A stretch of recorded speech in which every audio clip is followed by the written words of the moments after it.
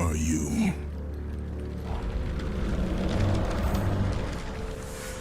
There's something about Gaia and God Kratos' relationship that feels different. It's deeper than just revenge, more complex than a simple alliance against the Olympians. What if there's more to the story? Something hidden beneath the surface? Something that changes everything we thought we knew about God of War?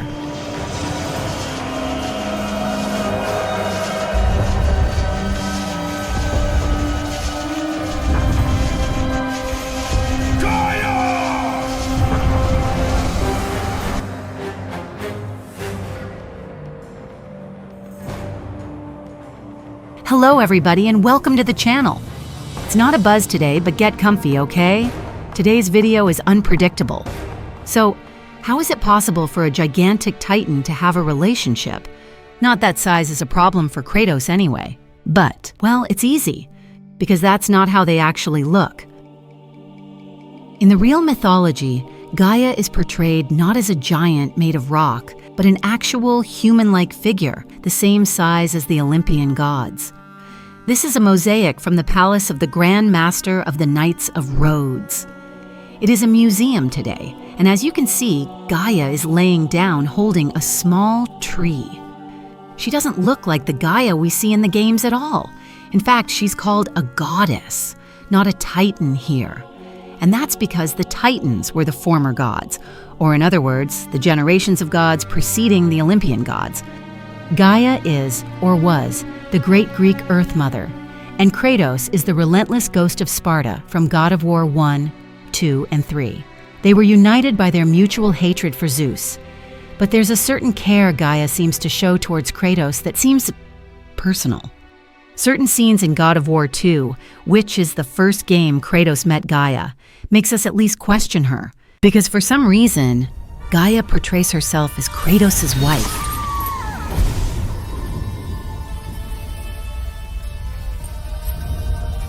I am so sorry, my love. Can you ever forgive me? All is not lost, Kratos. You must go on. In mythology, Gaia is the embodiment of Earth, eternal, nurturing, protective, and she's originally called Gaia. As for Kratos, he's also known as Kratos or Kratos, and he is the divine personification of strength. He's the son of Pallas and Styx. He's the embodiment of destruction in the games. You'd think they'd be complete opposites, right? But what if that's exactly why Gaia took a liking to him? This article at CBR.com makes an interesting point. Quote, while it would be physically impossible for a Titan to have a meaningful relationship with a mortal, though Kratos is not exactly a mortal, an emotional bond can be made. Gaia is eventually revealed to be working her own agenda, but until then, she is constantly looking after Kratos, even going so far as to bring him back from the brink of death. The main obscurity is the point at which Kratos sees no point in continuing his quest and readies himself for death.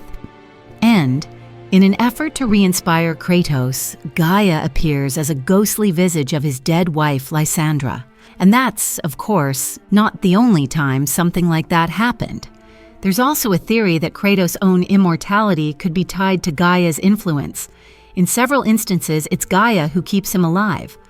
And she isn't exactly a stranger to complex relationships either. She was involved in the birth of the Titans, who in turn overthrew their father, Uranus. So the idea of Gaia getting emotionally involved in power struggles is not too far off the mark. Another great detail to pay attention to is how Louy, or Faye as Kratos knew her, was a giantess, though not exactly gigantic in God of War Ragnarok. Okay, so let's talk about Kratos' side on all this.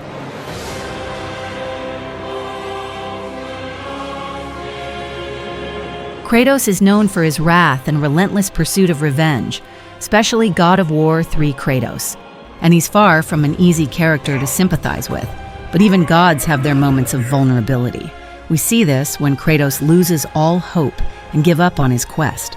After all, Kratos wasn't always the ghost of Sparta. He was once a proud Spartan general, even before the events of God of War 1. But it all became something deeper, darker at that infamous moment. the day he asked Ares to save his life. But to Kratos, victory was worth any price, even his soul. Ares! Destroy my enemies, and my life is yours.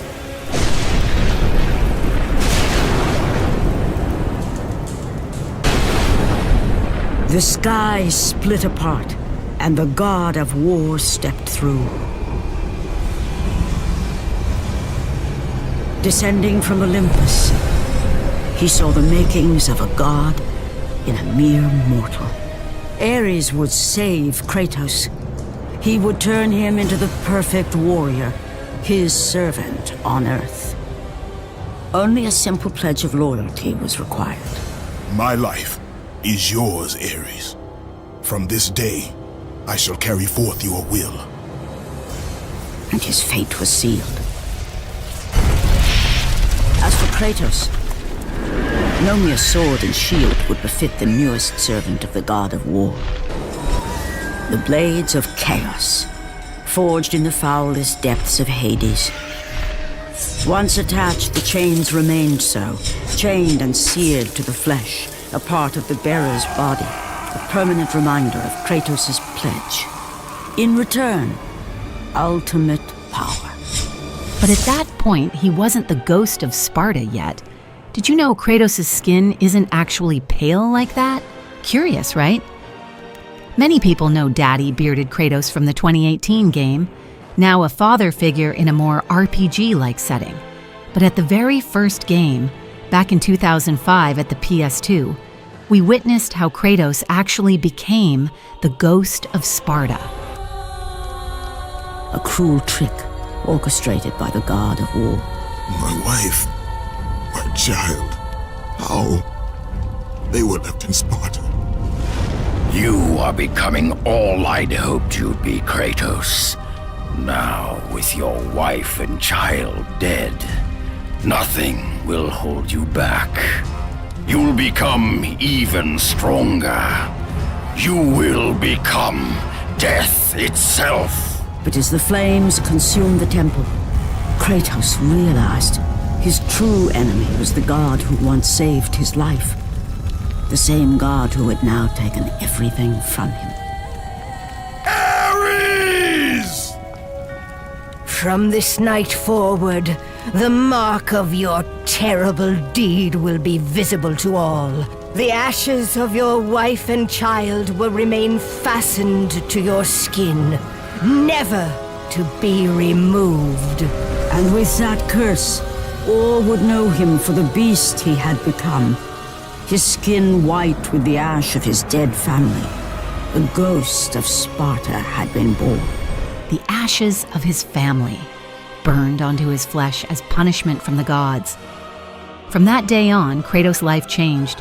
He became the embodiment of revenge, but yet, interestingly, in the more recent games, Kratos has evolved, united with Faye. He's now a father again, a more introspective man trying to keep his son Atreus from walking the same violent path, trying to protect him even by keeping it a secret, the fact that they are actual gods. And here's an interesting statistic for you. Did you know that 78% of God of War players believe Kratos is one of the most complex characters in video game history? Cool, right? Nah, just kidding. I made that up.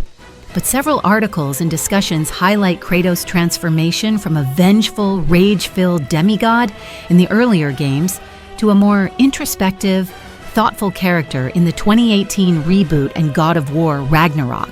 His development, especially in relation to his son, has been widely praised as one of the most significant examples of character growth in modern games. Now that is cool. But of course, not everyone is happy with that. I like it, but I'm eager to see a remaster of the original trilogy. Perhaps Gaia saw that potential in Kratos' heart long before anyone else, a chance for redemption, for change, a chance for him to find peace even as he sought vengeance. Or maybe she saw a reflection of her own pain, her own suffering at the hands of the Olympians.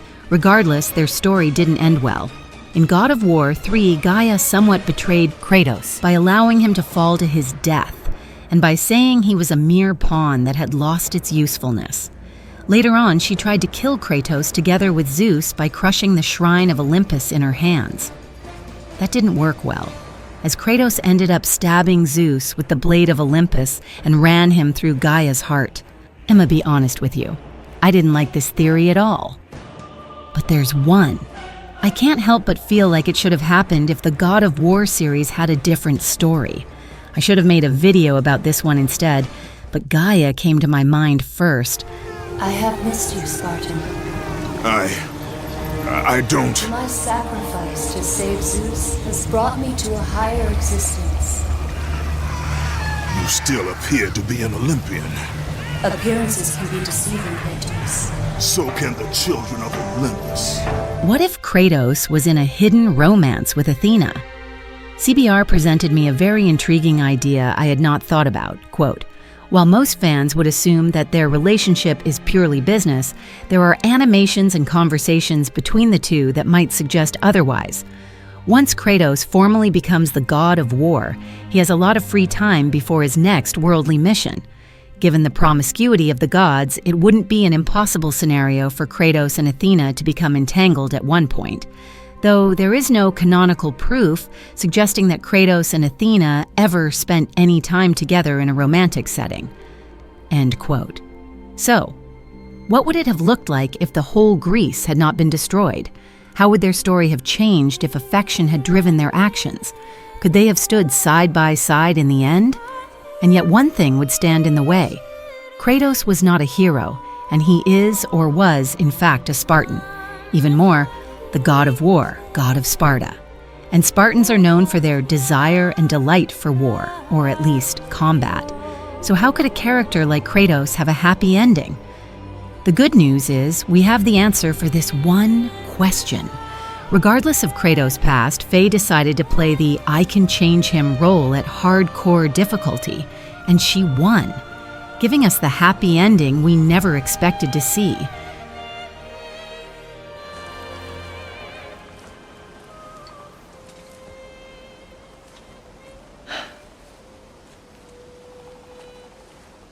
We will always walk together, Kratos. You will always be a part of me. I will always be a part of you. And when you are gone, that part of me dies as well. Faye, you feel your absence. Culmination of love is grief. And yet we love, despite the inevitable. We open our hearts to it.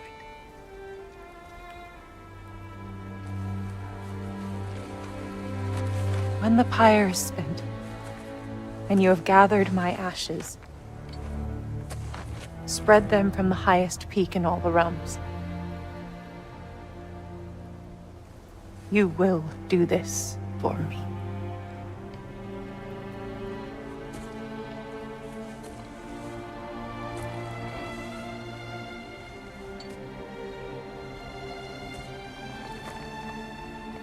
To grieve deeply is to have loved fully. Open your heart to the world as you have opened it to me, and you will find every reason to keep living in it.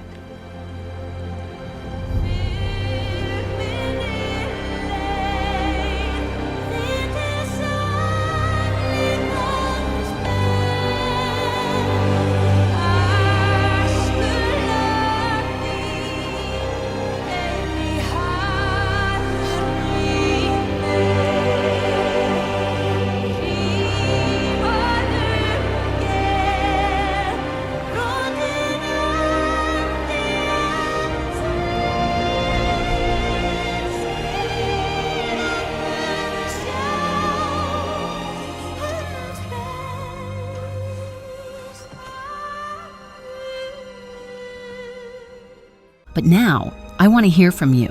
Have you ever thought about Athena and Kratos being together? Let me know your thoughts in the comments and interact with the video as much as you can. Seriously though, please subscribe. It's an immense help. And thanks for watching.